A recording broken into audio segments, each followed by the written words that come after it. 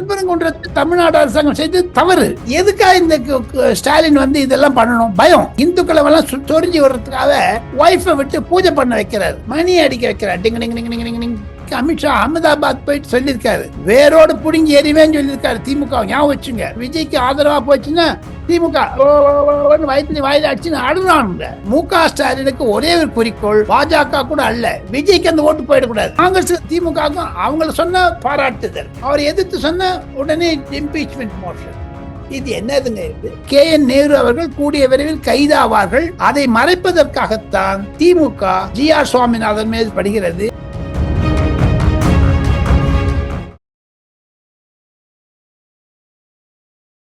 இளைய பாரத வணக்கம். இன்னைக்கு நம்ம நேர்காணல நம்ம சிறப்பு விருந்தினர் மூத்த பத்திரிகையாளரான டெல்லி ராஜகோபாலன் சார் அவர்கள் தான்.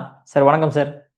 நமஸ்காரம். நமஸ்காரம் பா. நமஸ்காரம் சார். ஆக்சுவலா இப்ப ஒரு 3 days முன்னாடி தான் வந்து அண்ணாமலை அவர்கள் டெல்லி போயிட்டு வந்தாரு. உடனே இங்க தமிழ்நாட்டுல ஓபிஎஸ் போய் சந்திக்கிறாரு. அப்புறம் நேற்றுக்கு டிடிவி தினகரனை சந்திக்கிறாரு.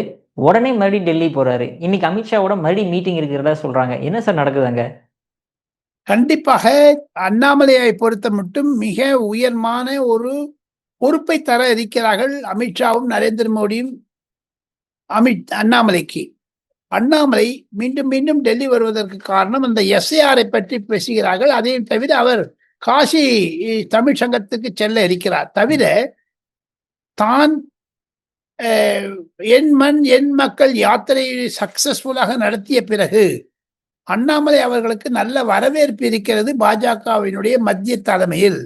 கண்டிப்பாக அவருக்கு ஒரு பெரிய ஒரு மரியாதை தருவார்கள் என்று தான் டெல்லியில் நட்டா அவர்களும் அமித்ஷா அவர்களும் பேசிய பிறகு அவரை கூப்பிட்டிருக்கிறார்கள். ஓரிரு நாட்களில் தெரியும். அண்ணாமலைக்கு ஒரு உயர் பதவி கிடைக்க இருக்கிறது. நான் முதலிருந்தே சொல்லிட்டு இருக்கேன் உங்களுக்கு, இன்னைக்கு நேற்று இல்லை. அவர் பொறுமை காட்டுக்கு பொறுமை காண்பித்தார், முடிஞ்சு போச்சு, அவ்வளவுதான். அவருக்கு கிடைக்க போறது வெரி இம்பார்ட்டன்ட் பொசிஷன். புதிய தேசிய பாஜக தலைவர் வந்தவுடன் அண்ணாமலைக்கு ஒரு பொறுப்பு தர இருக்கிறார்கள் பொதுச் செயலாளராக. இந்த ஓபிஎஸ்சியும் டிடிவி தினகரையும் சந்திச்சுட்டு உடனே அமித்ஷாவை சந்திக்கிறார் அப்படிங்கும் போது அவங்கள கூட்டணிக்குள்ள இழுக்கிறதுக்கான விஷயங்களா பார்க்கப்படுமா? அது ஒண்ணு இருக்கும். பட் அதை தவிர அவருக்கு வேற தானே ரெஸ்பான்சிபிலிட்டி கொடுப்பாங்கன்னு தான் நான் நினைக்கிறேன். இப்ப கர்நாடகாவில் இருக்கக்கூடிய அரசியல் குழப்பம், தமிழ்நாட்டில் இருக்கக்கூடிய எதிர்கட்சிகள் எல்லாம் குழம்பி இருக்கக்கூடிய நிலைமையில் கர்நாடகா தமிழ்நாடு போன்ற அரசியலில் அவருக்கு முக்கிய பங்கு தருவார்கள். மேகதாதுவில் கர்நாடகா எஸ்ங்கிறாங்க. தமிழ்நாடு அரசாங்கம் மிக துல்லியமாக நுழை போட்டு கொண்டிருந்தாலும் மு.க. ஸ்டாலினுக்கு அது ஒரு மூக்குடப்பு. அதையெல்லாம் குடாய்ந்து ஆராய்ந்து தருவதற்காகவும் வைத்திருக்கிறார்கள். காரணம் என்ன என்று கேட்டால் அண்ணாமலைக்கு ஒரு பதவி தரவே இருக்கிறார்கள், அவ்வளவுதான். Okay sir. சார் அடுத்ததா பார்த்தோன்னா நம்ம ஜி.ஆர். சுவாமிநாதன் அவர்கள் அவரை வந்து நீக்க கோரி ஒரு 100 எம்பிக்கு மேல சைன் பண்ணி நம்ம பாராளுமன்றத்துல கொண்டாடுறதா ஒரு தீர்மானம் பண்ணியிருக்காங்களே சார், அது என்ன சார் நடக்க போகுதுங்க? முதல்ல சமாஜ்வாதி பார்ட்டி கையெழுத்து போட மாட்டேன்னாங்க, அப்புறம் போட்டுட்டாங்க. காரணம் சமாஜ்வாதி பார்ட்டி பயந்ததுக்கு காரணம் யோகி ஆதித்யநாத் இந்த இந்துக்கள் சமாச்சாரத்தில் திமுக போயிட்டேங்க நாங்க லோக்கல்ல பண்ணுவாங்களே நினைச்சாங்க. ஆனா அகிலேஷ் யாதவ் ஒரு நண்பரிடம் சொல்லியிருக்கிறார், அந்த ஒரு எம்பி. நான் அகிலேஷ் யாதவ் கேட்க முயற்சித்தேன். அவர் பாராளுமன்றத்தில் இன்று எஸ்ஐஆர் பேசுவதா. அவங்களுக்கு விஷயம் புரியாத கைத்து போட்டிருக்காங்க. காங்கிரஸ்ல பிரியங்கா காந்தி போயிருக்காங்க ஸ்பீக்கர்ட்ட கொடுக்கச்சு. ஆக மொத்தம் காங்கிரஸ் ஒரு இந்து விரோத கட்சி என்று நரேந்திர மோடி சொல்வதை பிரியங்கா காந்தி நிரூபித்திருக்கிறார்.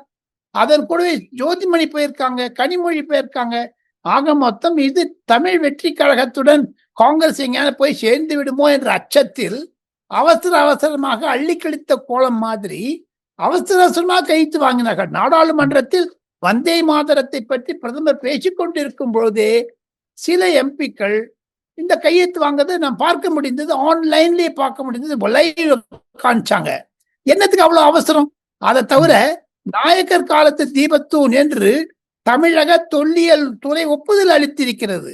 திருப்பரங்குன்ற என்ற நூலை 1981 தமிழ்நாடு அரசாங்க தொல்லியல் வெளியிட்டது. அதை குன்றி போன கோவில்கள் தரப்பில் 129ஆம் பக்கத்தில் தீபத்தூண் என்று குறிப்பிடப்பட்டுள்ளது. மடை அடிவாரத்தில் இருந்து மலைக்கு சென்றால் தீபத்தூண் இருப்பதை காணலாம்.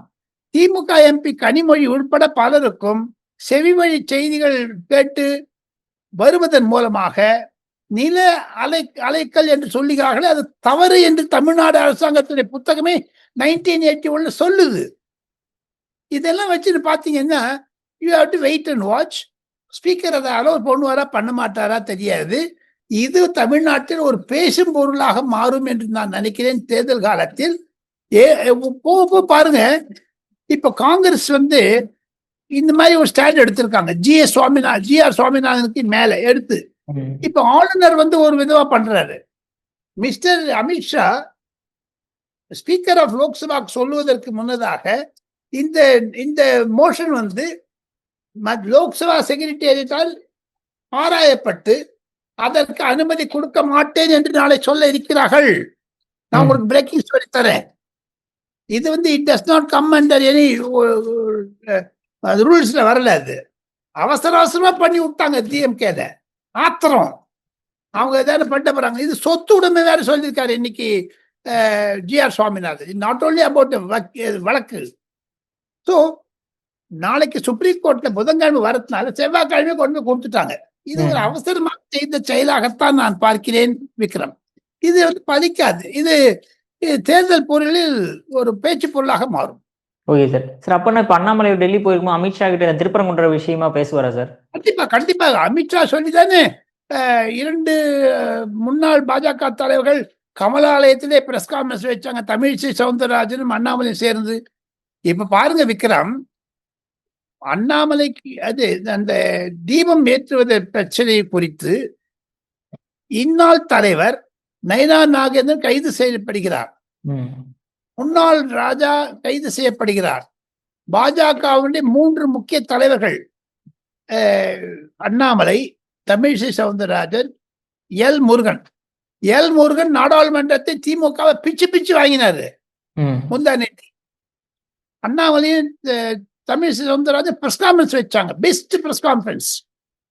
ஸோ இதை வச்சு பார்த்தீங்கன்னா அண்ணாமலைக்கும் தமிழிசை சவுந்தரராஜனுக்கும் எல் முருகனுக்கும் நயனா நாகேந்திரனுக்கும் ஒருங்கிணைத்தது அமித்ஷா அவர்கள் தான்.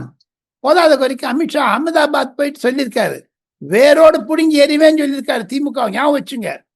பீகாருக்கு அப்புறம் வெஸ்ட் பெங்கால்ல தமிழ்நாட்டிலையும் என்டிஏ அரசாங்கம் தான் வர இருக்கிறது என்று அடிச்சு போட்டு சொல்லியிருக்காரு. எதனால் சொல்றாரு அவரு?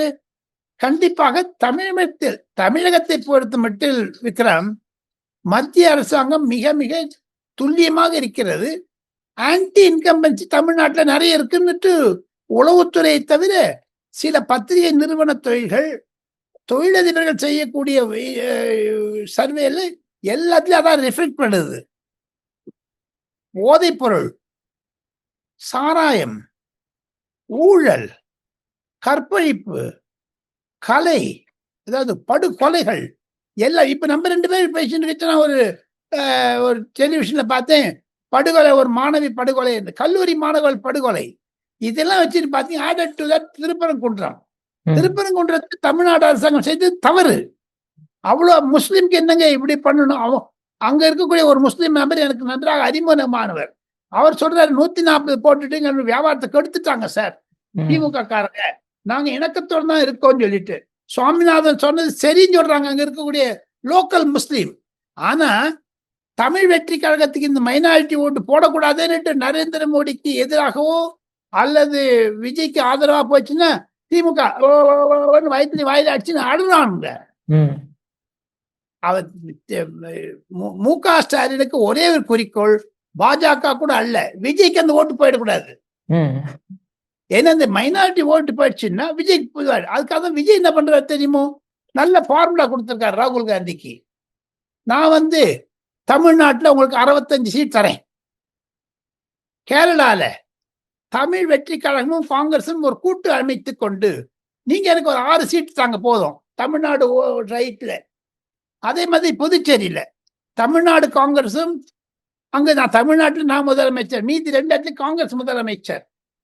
அதுக்கு நான் ஹெல்ப் பண்ணேன்.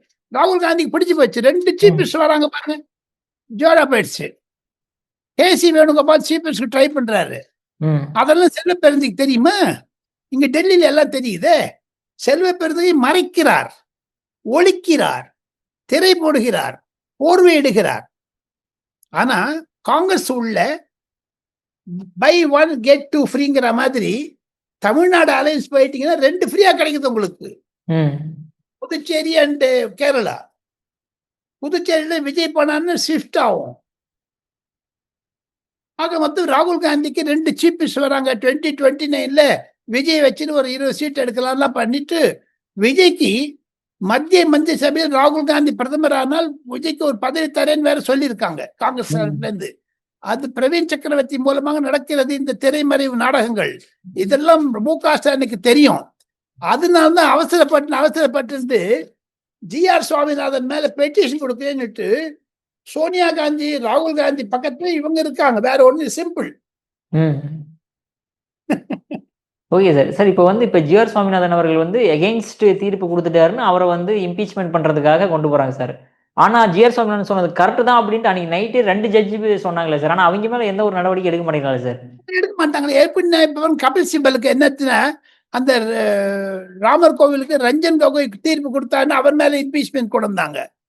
காங்கிரஸ் திமுக அவங்கள சொன்ன பாராட்டுதல்கள், அவர் எதிர்த்து சொன்ன உடனே இம்பீச்மெண்ட் மோஷன். இது என்னதுங்க இது? காரணம் என்ன என்று கேட்டால் KN நேரு அவர்கள் கூடிய விரைவில் கைதாவார்கள்.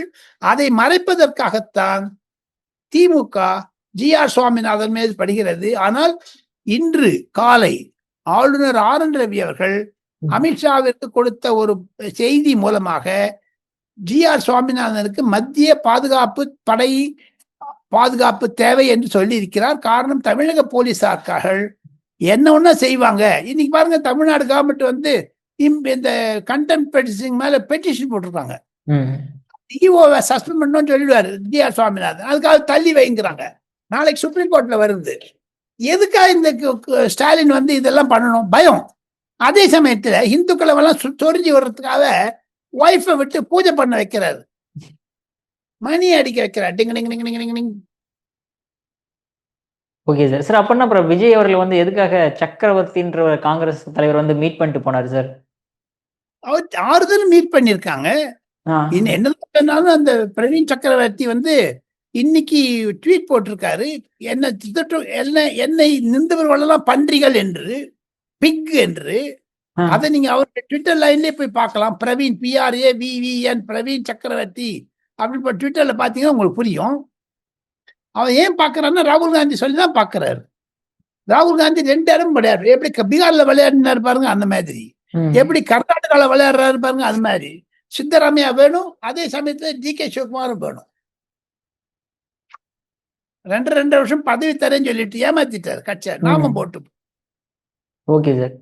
சார் இப்போ நீங்க சொன்ன மாதிரி இப்போ KN நேரு அவர்கள் அவரு வந்து இடி வந்து சம்மன் கொடுத்துருக்காங்க. ஆனா இது பாஜக அதிமுகவோட சதி வலைகள் அப்படின்ற மாதிரி KN நேரு சொல்லியிருக்காரு சார்.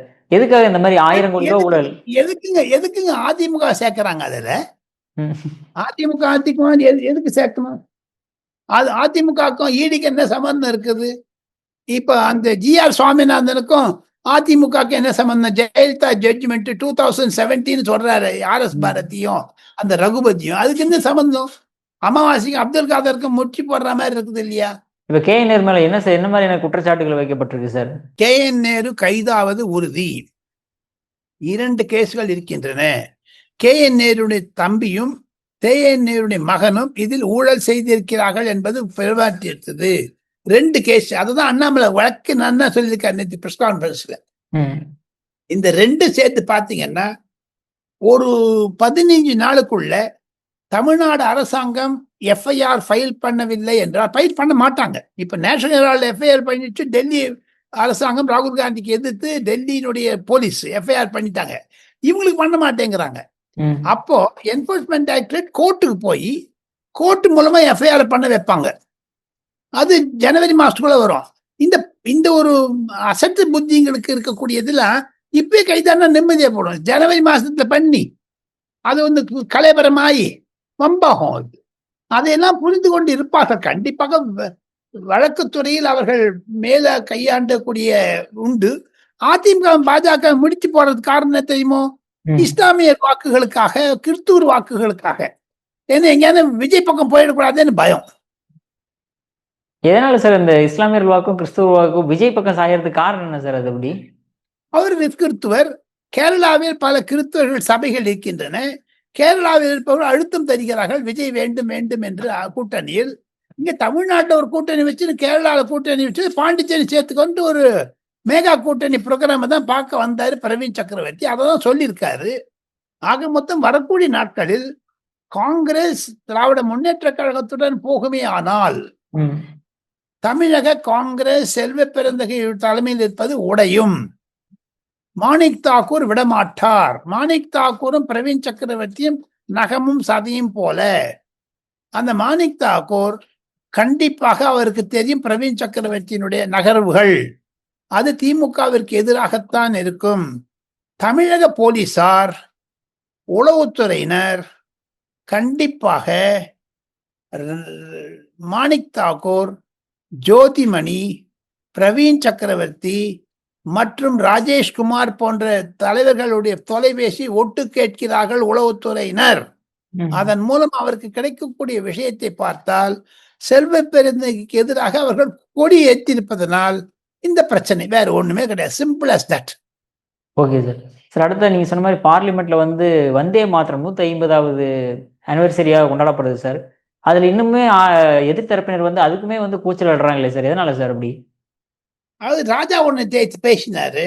ஆமா சார், ஏதோ கடைசியா ஒரு 3 ஸ்டேட்மெண்ட் சொன்னாரு சார். அவருக்கே புரியல அது என்ன பண்ணாருன்னு. அதான் இன்னைக்கு பிஜேபி அவங்க ட்விட்டர் ஹேண்டில் போட்டிருக்காங்க, ராஜா ஒரு ஹிந்து விரோதி, ராஜா ஒரு தேச விரோதின்னு. இதே பிஜேபினால தான் தப்பிச்சு இருந்தாரு 2G கேஸ்ல. அருண் ஜேட்லி, சுஷ்மா ஸ்வராஜ் இவர் மகன் மாதிரி ட்ரீட் பண்ணாங்க. கடைசியில இவர் அரெஸ்ட் பண்ணது காங்கிரஸ் கட்சி. இன்னைக்கு பண்றாரு பாருங்க, அவர் ஏதோ ஒரு பேசுறாரு. எடப்பாடி பழனிசாமி அம்மாவை பத்தி தேர்தல் சமயத்தில் பேசிய ராஜாவிற்கு நாவடக்கம் தேவை. ஏதோ அடுத்த முதலமைச்சர் உதயநிதிக்கு அடுத்ததாக அவர்தான் வருவார் என்று டெல்லியில் அவர் பேசிக் கொண்டிருப்பதும் காதில் விழுகிறது. ஒரு தலித்தை ஏன் சீஃப் மினிஸ்டர் ஆகக்கூடாது என்று பேசுகிறார்களாம். ஸோ அதனால ராஜா நேற்று ரொம்ப பிரமாதமா பேசியிருக்காரு. ஏங்க இப்போ கனிமொழிக்கு கொடுக்கவே இல்லை, அது ராஜா கொடுத்துருக்காங்க அந்த வந்தே மாதத்துல பேசுறதுக்கு. தெரியல, ராஜா பேசியது அவருக்கு ஒரு குழப்பவாதி என்பதை நன்றாக அவர் காண்பித்து விட்டார். அவர் வந்தே மாதத்து மீது பேசியது, அவர் பங்கிம் சாட்டர்ஜி பத்தி தான் பேசுறாரு. ஏதோ ஒரு பழைய பேப்பர்லாம் எடுத்து கொண்டுறாரு. ஸ்பீக்கர் நல்லா சொன்னாரு, சபாநாயகர் ஓம் பிர்லா, நீ என்ன பேசுறீங்கன்னு. இவ்வளவு மாதிரியான சுதந்திரம் ஒரு வழக்கறிஞர், ஒரு நீதிபதி மீது நாடாளுமன்றத்தில் கொடுக்கக்கூடிய அளவிற்கு பத்திரிகை சுதந்திரம், பேச்சு சுதந்திரம், நடப்பு சுதந்திரம் இருக்கே. தமிழ்நாட்டில் அப்பாவை அவைலபிள் பண்ணுவாருங்களா? அது மாதிரி தமிழ்நாடு அப்பாவை எதிர்த்து விக்ரம் போய் நின்றாருன்னா கருப்பு சட்டை அவுடுறா முதல்ல. ஏன்னா முதலமைச்சர் முன்னாடி அந்த கருப்பு சட்டை காமிக்க கூடாது. இந்த கருப்பு சட்டை இருந்தாலே பயப்படுவாங்க. காரணம் என்னன்னு கேட்டீங்கன்னா, அப்பாவுக்கு கருப்புனாலே பயம்.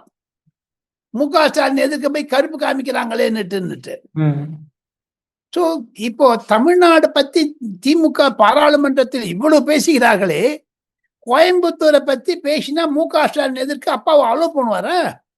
திமுக இரட்டை நிலைப்பாட்டை தான் பாஜக வெளியே கொண்டு வருகிறது.